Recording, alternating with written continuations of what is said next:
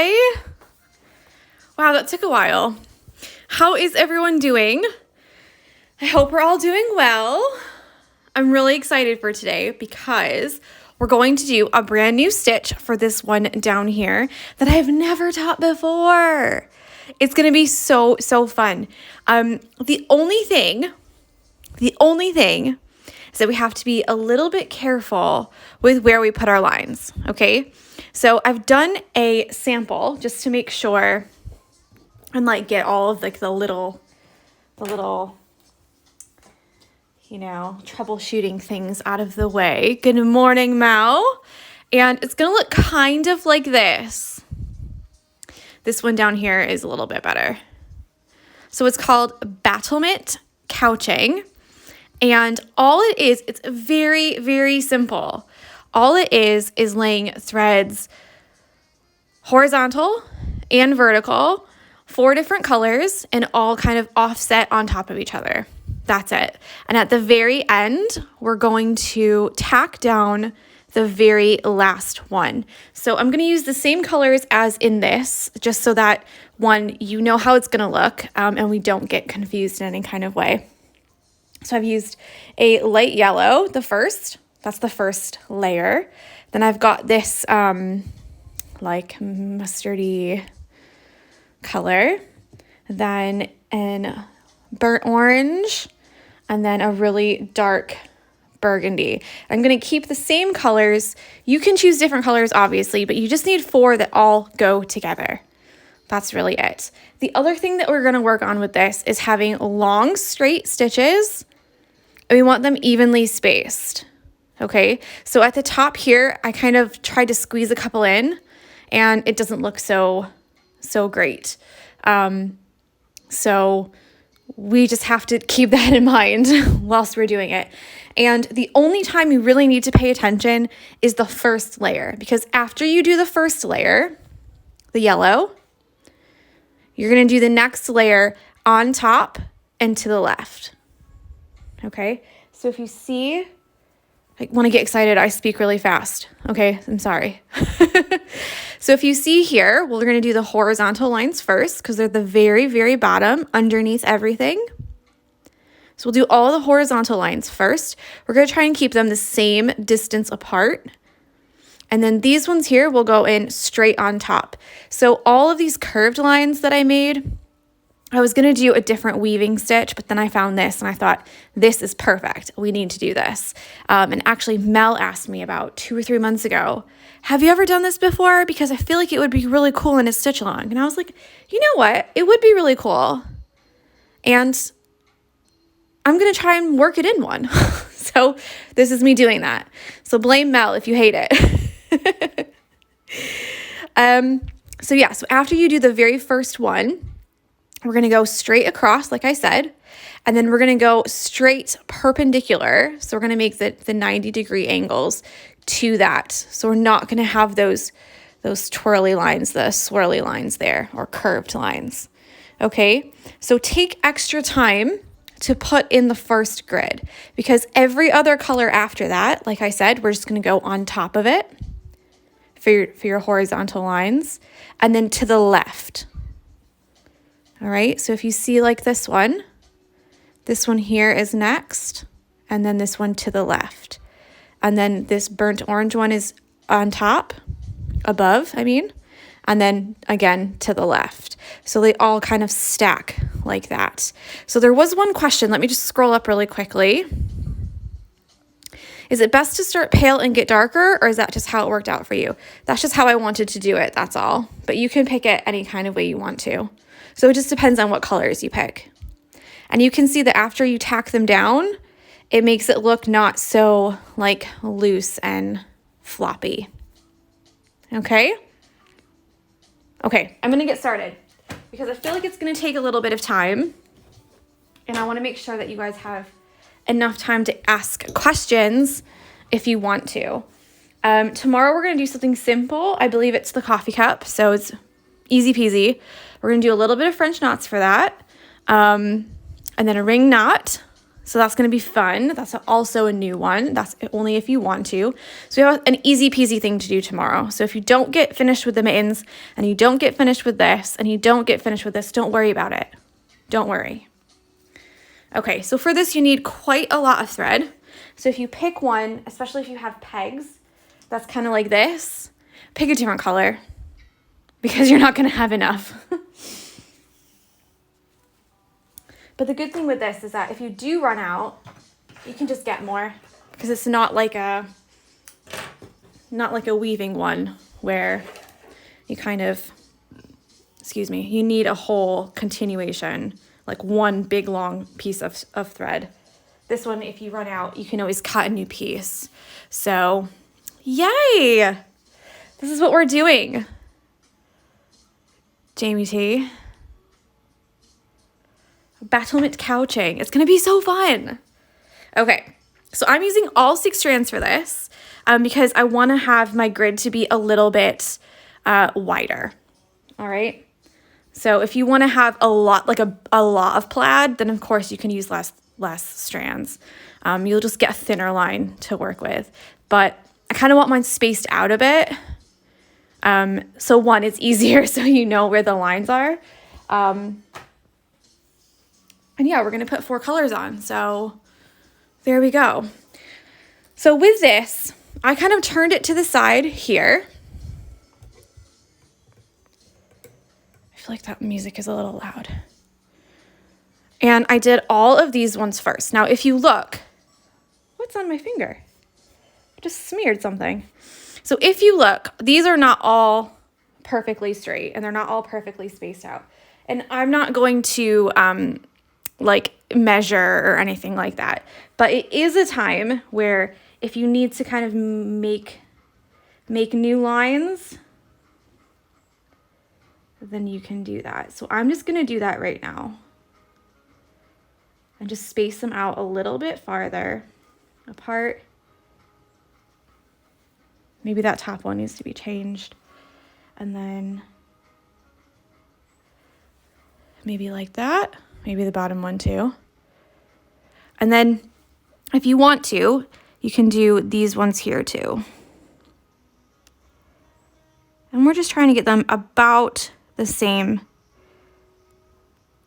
apart. You do not have to have them exactly the same. You do not have to measure. If one's a little bit closer together, then that's fine. Hi, George. I'm concentrating. Okay. I need to blow my nose, I feel. It's getting chilly. Do you guys notice it's quite cold now?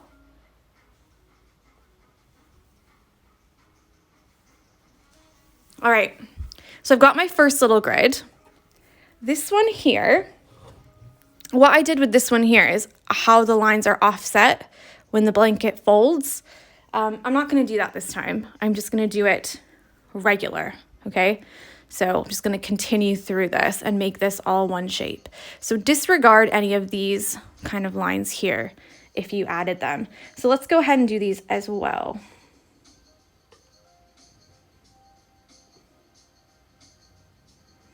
And this right here is where they start to get a little bit closer together.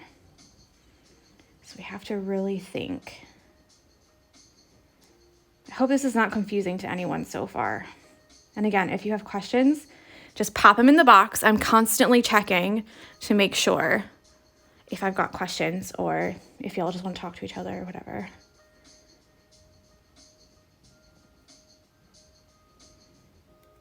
I'm gonna do a little one right here and see if that works. Okay, that's a little bit better already. And then again, we're going straight perpendicular to this, okay? So I'm just gonna start in the middle somewhere. Let's see if that makes sense. On mine, I got left a little bit, so I'm gonna start on this side. And try and make them about the same. It's a bit too close. About the same. Again, we're just trying our best.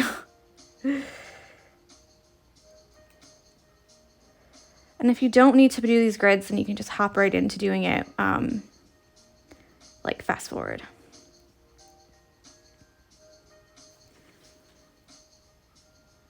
Oh my gosh, I feel like I'm shaking. The pressure.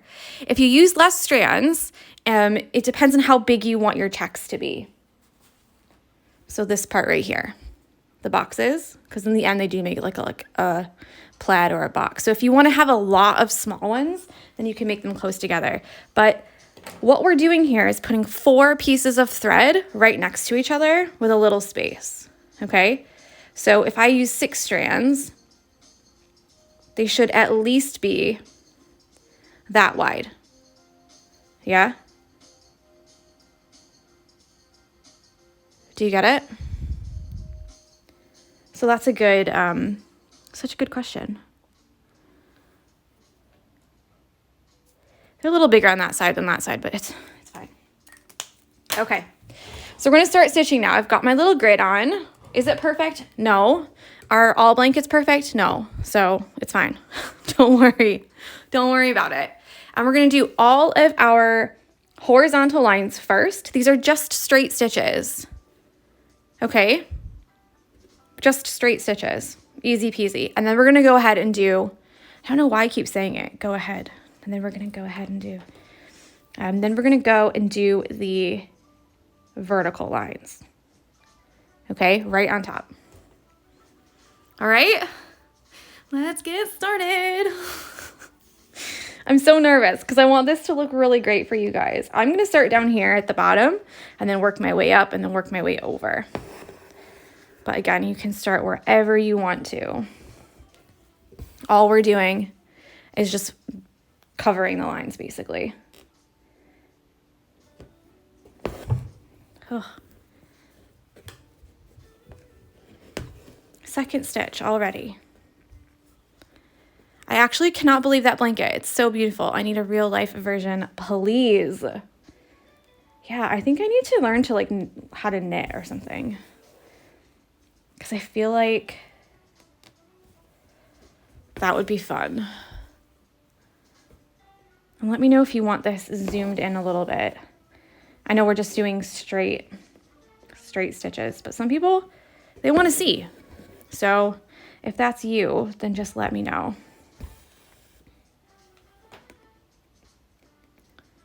Because I can always zoom in a little bit. But again, they're just straight stitches. So not anything wild at the minute. The real important part here is the grid and how close or far apart you put them together.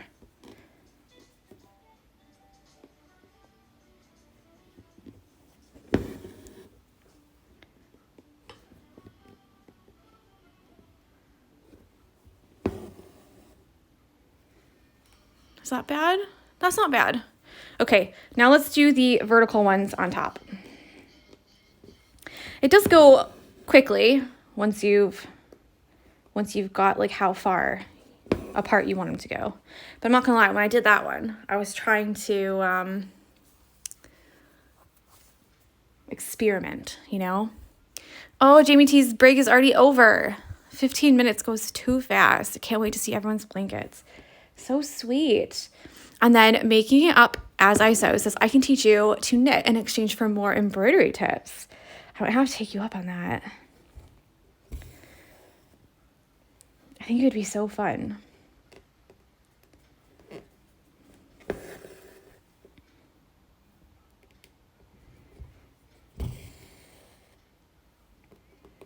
Let's just do this little one here at the bottom.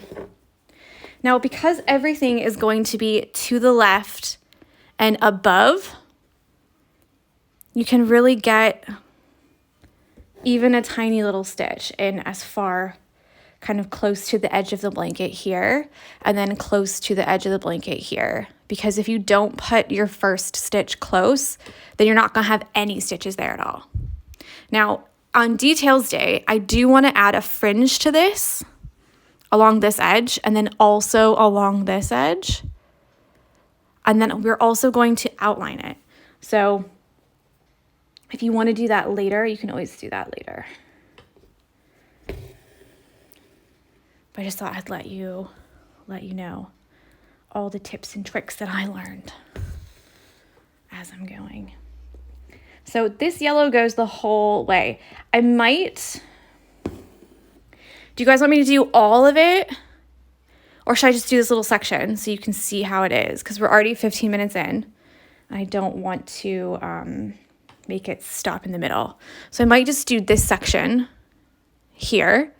And then I'll see if I can go live later and then continue and do the next section after that. Do you know what I mean?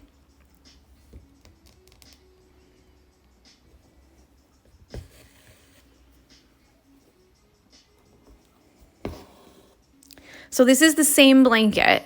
It's just for time. Obviously, you would continue doing the horizontal first. So these ones, because if you turn it like this, horizontal first, okay? And then vertical after with the same color. All right? Does that make sense? I'm just going to do this tiny section here. Good. Everyone seems to be on board. Okay. Because I don't want to spend like 30 minutes doing one color. And then you'd be like, can we see the rest? Okay, now we're going to switch to our next color. And for me, it's almost the same color as this little acorn guy. But I didn't have enough of that color left. So I had to pick a different one. And I'm going to zoom in on this one. And what we want, like I said, is we're going to go horizontal first, just above. Let me zoom in first, and then you can see it better. Just above. So not quite satin stitch like, where you want them like literally right next to each other. Okay, we just want them like just above. If you see a little bit of the thread, it's fine. I mean, of the fabric behind, that's okay.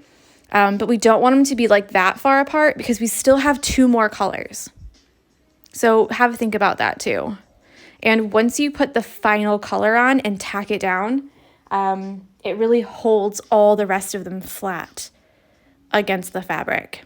So if they feel a little bit like, whoa, this is a little out of control, they don't feel tight, they don't feel nice, just keep going. Okay.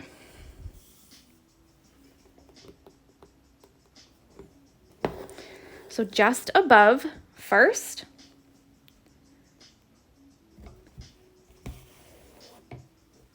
Just above. So that's the first one that we're going to do. And then after this, we're going to go just to the left of it with our vertical stitches. Because remember, we do the horizontal first and then the vertical. I know I'm repeating myself a lot, but I feel like this stitch is really easy to get confused. And when I first started, I was like, am I doing this right? I'm not quite sure. But I was like, carry on, it'll be fine.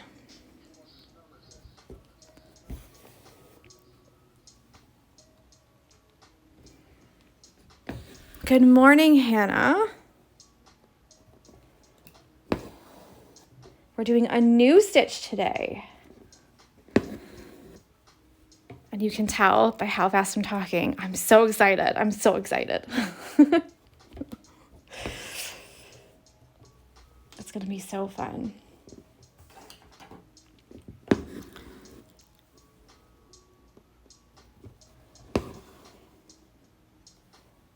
And you might run out of room for some of this, depending on where your stitches lay, where they end up going. And if you run out of room, then it's okay, because like that's how blankets are. You know, if they're folded in half, you might not get an even pattern the whole way. They might be hiding a little bit. So don't worry. Like, I might get one more color at the top and that's it, and that's okay. All right, so let's do the vertical ones now. And remember, this one is just to the left of it. So just above and then just to the left. Okay? So these ones will be slightly left. Can you do them slightly right? Yes, you can. It will just have a different look to it. Instead of them all pointing that way, like this, they'll point the other way. They'll be like this. Okay? So it just depends on how you want it to look. But I quite like the above and left because it makes me feel like I know what I'm doing.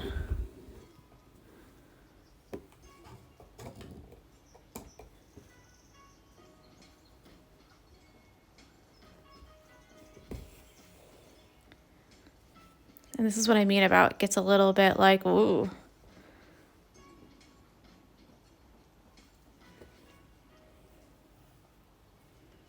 Let's come and do these.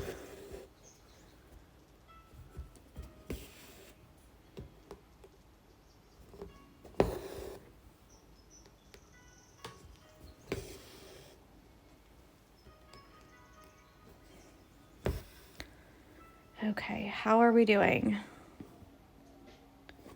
Are we good?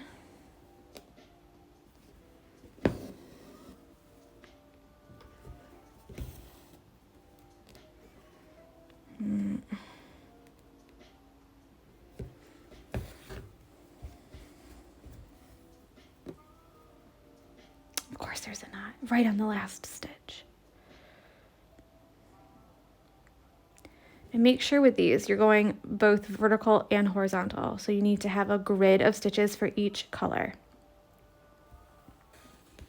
Because I'm not gonna lie, a couple times I had only added one way, like just horizontal. And I was like, this looks funny. Like, yeah, because you didn't actually do the whole thing. Okay, now we're gonna add the next color. Again, just one stitch. Kind of one stitch ahead.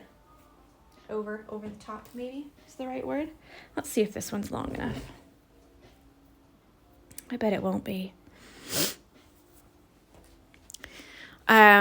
Enjoy watching you toil. Thanks, Mel.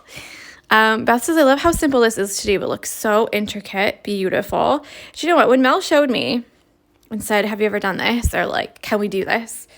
I was like, yeah. I mean, I haven't put it in a pattern or anything because it's kind of one of those things that you can't just throw in. Like, you kind of have to be a little bit more mindful, I guess is the word, of where you want kind of difficult or intricate stitches like this to go, because they're not difficult. It's just that they take a bit of thought. And when we did this one, when I came up with this stitch along, I thought, this is it's perfect. I'm gonna do it.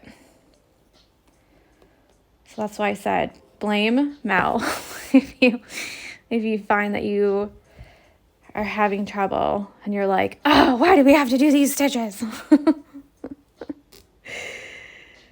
It's not my fault. But honestly, it looks a lot more complicated than it really is. The most difficult part is doing the grid. Because if you get a wonky grid, like I've done at the very top of mine, then it doesn't look completely right. Now, at the same time, blankets are like that, you know? If they're laying in the grass and they're kind of folded over and stuff, then they won't look completely perfect. They won't look completely flat. So if you get to the point where you're like, wow, my lines are way closer together at the top than they are at the bottom, it's fine. Don't stress out. I'm just trying to show you a good example so you can see how it's supposed to look.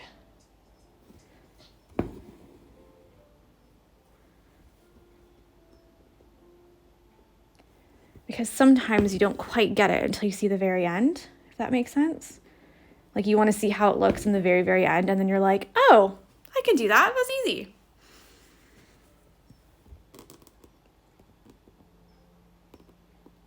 Okay, now remember this one is just to the left of all of these.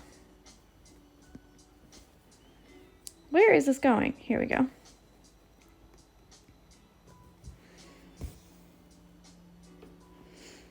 And it is really close to the edge, so you might have to put your needle in at an angle on the edge. So I've done a little line here so you can see where the inside of my hoop is. But I often will put my needle in at an angle so I can get a little bit farther. I should have Mel teach it. Mel, have you done this before? She said, I'm so geeked to do this. You should have had Mel teach it. If you want to do it, you can do it yourself. Teach it yourself. Oh, isn't that funny? She said that she's never done it before. So there you go. If I would have failed, then she would have been like, see?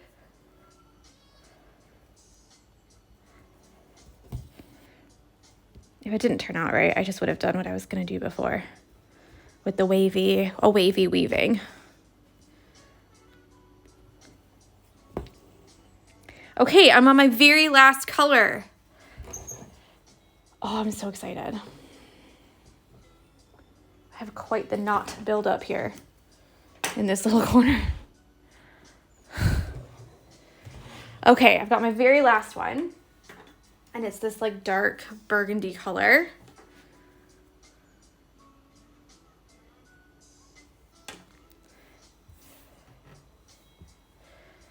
And then again, this is our very last one. And on mine, I used the same yellow as the very first layer to do the final little tacking stitch, which is the couching part.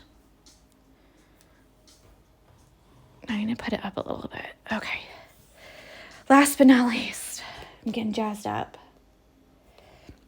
I've been jazzed up. Like since I started this. Very last one.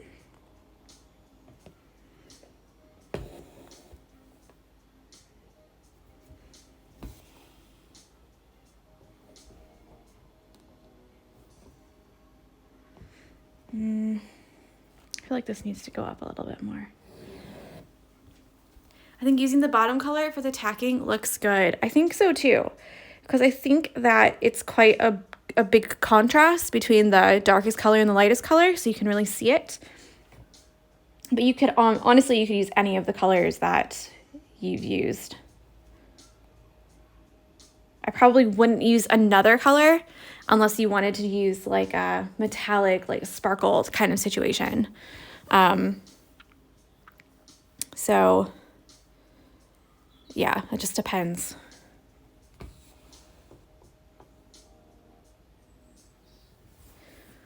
It says, at the bottom under the pumpkin, will you do a couple with the darker ones to close the square? Well, I still have to do the vertical ones down there, but there won't be any more horizontal ones. No.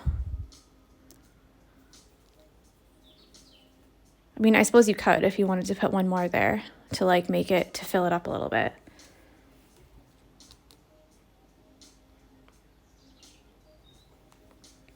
But there'll be a time at the end where you kind of have to have a look and see where it makes sense for you to maybe add a couple to make it so that they're all even, you know, because like I said, we want to keep the squares about the same size and we want to keep the lines evenly spaced.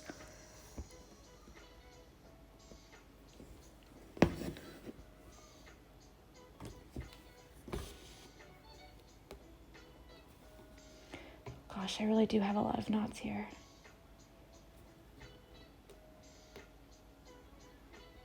Apparently, I've been starting and stopping my embroidery in the same spot the entire time.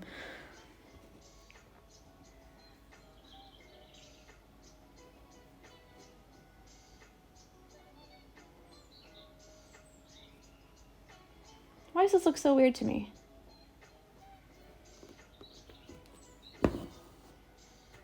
Huh. I genuinely was like, where am I going with this? I suppose I'll do a little one at the top because it'll complete the whole thing. Okay, so now we'll do the vertical.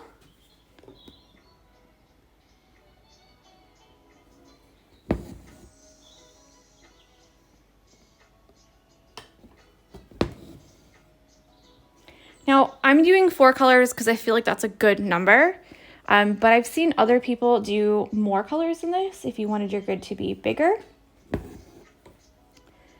I just feel like 4 colors is a good number. But if you're like, screw it, let's do it, I'm doing 10. Obviously, make your grid bigger, make your lines farther apart so that you can accommodate seeing all of the colors that you've chosen. So if you zoom in, you should be able to see all the colors. So we've got our light yellow, then the golden, then the orange, then the burgundy on top. So you should be able to see all of those. If you can't see all of those, then you've probably put them overlapping or a little bit too close together. So keep that in mind as you're going along.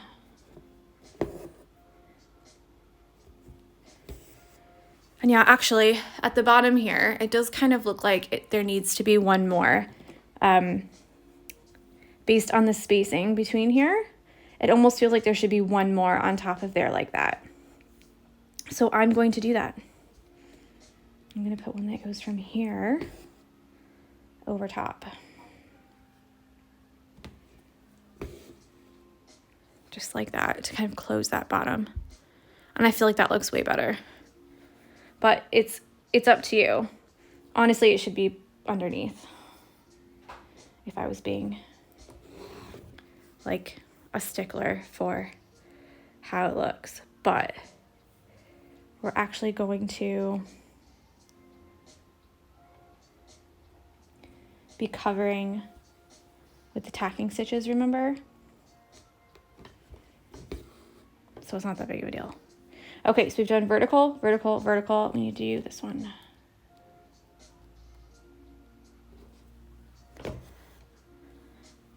Are you still with me? I hope so. And sorry about the volume yesterday. Someone called me, and when I declined the call, for some reason it made my phone have no volume. It's like, what is going on here? And in the saved video, like on my phone, when I save it, like download the video to my phone, it also has no sound. So thank goodness I really wasn't saying anything. I was just saying, oh my gosh, you guys can't hear. Okay, I'm leaving now. Bye, bye, bye, bye. I'm like trying to type it as fast as I could because everyone was like, I can't hear anything. There's no volume. But I couldn't fix it. So I was like, oh no. Okay, so now we need the same color. I'm going to use the same yellow. Like I said, you can use a different color if you really wanted to. Like a navy might look really cool if you wanted to bring another color in, or if you wanted to incorporate a different color that you've already used in your embroidery. So in my head, I want the books to be blue, which is why I haven't used blue yet. But if you wanted to kind of incorporate other colors that you've used, like maybe you used a color in the mittens that's quite dark or quite light, and then you could put a little tacking stitch. Well, they go this way actually. In the middle there and make it a little something something. Obviously, you can use the same color as your first color, which is what I'm going to show you how to do. Although the blue looks really good, I'm not going to lie. And there was something else I was going to show you. I thought I had there it is. You can also use the devil's pubes. Sorry for any children listening. But it's just this metallic floss or thread like this. And it's literally little pieces of metal. If you can see, let's see how close I can get. It's little pieces of metal. Can you see it? And that's why it's so hard to work with, because it tends to snag a little bit. You can always put like 1 or 2 strands of this with 1 or 2 strands of an actual color. So like you could put a little bit of this with a little bit of blue and mix them together that way. Let's see if I can hold it. You know, so they'd kind of like be twisty like that and have a little bit of a sparkle in there. You can do that if you want to. I know DMC also has this, what's it called? Étoile. And it's kind of like a step between the most awful stuff in the world and just regular floss. So it's a little bit more fluffy. It's almost like a yarn, kind of. It still has separatable threads or strands. So there's still 6 in there. So you could use just 1, or you can use 2, or you can use all 6. And you can see it's got like a little bit of a sparkle in there. Can you tell? Maybe not so well. So this is not bad to work with at all. It is fluffier though. So if you kind of look at the 2 of them together, this one's much more shiny, smooth, shiny like smooth, not shiny like sparkly. It's not bad, but you can tell even when you separate. Look at me. Okay, these are all still nice and straight when you have just one. Okay, but the actual makeup of these threads, it's like, maybe it's not as merchandised or whatever it's called. Even when you have one of these, it's still not spun together really, really well. It's a little bit more loose. Can you tell? Someone read my palms. They're so close to the screen. I'm so sorry. But it does give a more fluffy effect. Okay, so that's another option if you're like, I really want to do something glittery. I'm going to use all 6 strands. You can use less if you want to. It's just easy to just tack it down. And all we're doing here is doing one tiny little straight stitch at the intersection of the last color that you did. Okay, so for me, it's this color. So let's put a little knot on here. And I will show that as well. And then we're finished for today. As long as no one calls me. Don't call me. Okay, so I like to do one at every single place that the 2 things meet. So even if they meet like this, I'm still putting a little stitch in the corner. Okay, because I want to keep that effect and keep that kind of look that it's uniform and like all the same. So here we come up and we go down just on the other side of the intersection of these 2 threads. Okay, so they're literally super small stitches. And you're just going to tack it down like that. Now, if you think that this is a little bit too large, meaning that this tacking stitch is too thick, then use 4 strands, use 3 strands. Obviously, the less strands, the thinner that this tacking stitch is going to be. You're not going to be able to see it as much, but you might want that, you know? And remember, we're not pulling it over like this. We're going straight down, like as straight up and down as you can get, because we just want to tack it down. Veronica says that étoile is okay to work with, just need to pull it a little to get it smooth. If you remember, I did the project with Love Embroidery Magazine, and it was stitching on a scarf. I used the étoile for that, and it was okay. But I did lettering, and the lettering, it was still a little humped up because I couldn't pull it too tight on the scarf because the scarf is quite loose, like a loosely knitted scarf. But I still think it looked really great.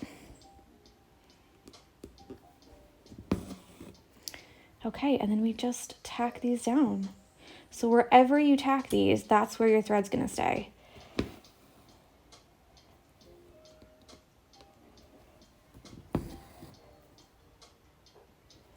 And we're doing this for every single place where the darkest color, sorry, not the darkest, the last color that you used intersects. Sex. Sound like I'm saying intersects.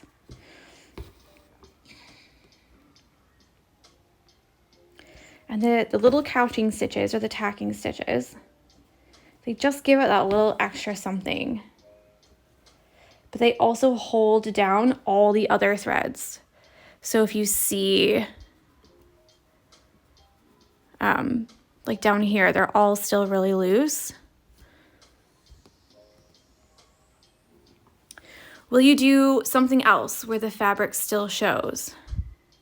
No, this is the whole stitch.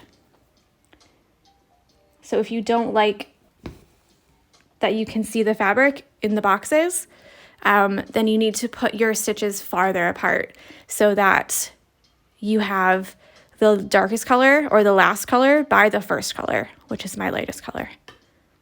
So the spacing of these is up to you and how you want it to look. Now, I could also add more colors. So I've used 4 colors, and you can see there's still a box in there where you can see the fabric. If I added a 5th color, that would cover that a little bit more. If I added a 6th color, there'd probably be no fabric left at all. So it depends on how many colors and how many layers you want to do. Yeah, it's like completely up to you how you want it to look. I did 4 because I feel like that's doable. And I'm also a little bit conscious of how many colors I'm asking you guys to purchase, because if you don't have 4 colors at home that go together, then you're going to have to buy something.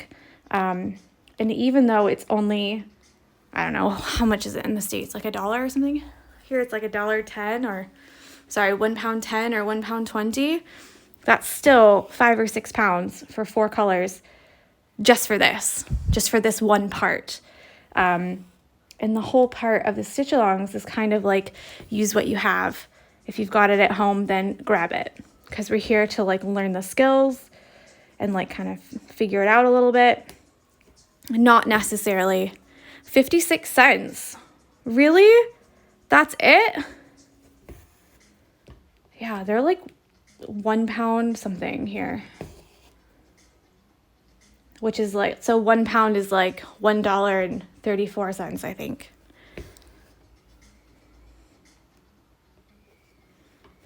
I have to buy loads of colors, but I do love an excuse to buy more.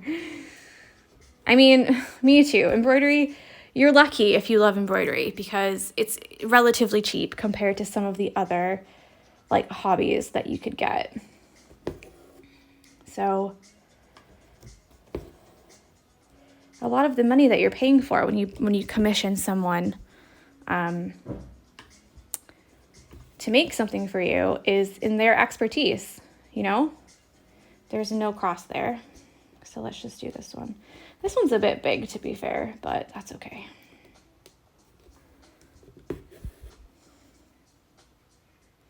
Yeah, I need to start getting my threads in America. We need to come to America. That's what we need to do. Okay, let me tie this in a knot. I feel like I've done every single one of them that I could do. This one's not quite there, not quite touching, so I'm not doing that. I've done all the corners where it's just a wee bit, but it does make a big difference. So yeah, let's tie a knot and see how it looks. Zoom out. This looks so cute. Thank you. Honestly, no, it's all her fault. She put the idea in my head and I thought, I have to do this. I have to do it. Okay, let's see here. There we go. Oh, guys, it looks so good. I'm so chuffed. This looks amazing. Okay, so imagine it was all done. So on the details day, okay, I'm going to do a small outline on the blanket. So I just this is a very bad example, but I did a stitch here, and the thread that I used is not very nice. So we're going to do an outline here. So if you want to add these little bits on top of your stitching, you can, to show it's like a movement of a blanket. That will be on details day. And we're also going to add a little fringe if you want to. So if you are interested in doing like a little 3D kind of fringe here, and then also along this line here, then you can do that too. Okay? All right, I think I'm gonna have to go live a little later, and then I might do this here again. So I can't tell you what time because I'm not quite sure. I made a huge mistake on the advent calendars and didn't put the pattern in the patterns. So now I have to repack all of them. So I'm going to be doing that today. But yeah, this is what we've got. So I hope you had a good time. I know it's only this wee bit here. But I'll be back later today, I promise, to finish the rest of to do the rest of this blanket or scarf or whatever you want to call it. Okay? So enjoy, and I'll see you later today. All right? Please, please, please, please tag me in your blankets because I cannot wait to see them. I can't wait to see what colors you choose, and I can't wait to see how you do. So enjoy, and I'll speak with you later. Okay? Bye. Bye, bye, bye.